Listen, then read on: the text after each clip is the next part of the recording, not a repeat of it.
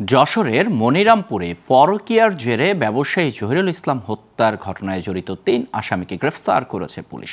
শনিবার রাতে শ্যামনগর গ্রামে অভিযান চালিয়ে তাদের গ্রেফতার করা হয়। অতিরিক্ত পুলিশ সুপার নুরে আলম সিদ্দিকী জানান, নিহত জহিরুল কোনাকোলা বাজারে টিউবওয়েলের ব্যবসা করতেন। তার সাথে শ্যামনগর গ্রামের জলিল মোড়লের স্ত্রী মর্জিনা বেগমের পরকীয়া সম্পর্ক ছিল।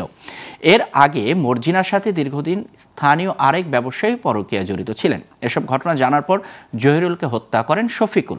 এই ঘটনায় জড়িত ৩ জনকে গ্রেফতার ও হত্যায় ব্যবহৃত কুড়াল ও একটি মোটরসাইকেল উদ্ধার করা হয়েছে বলেও জানান অতিরিক্ত পুলিশ সুপার।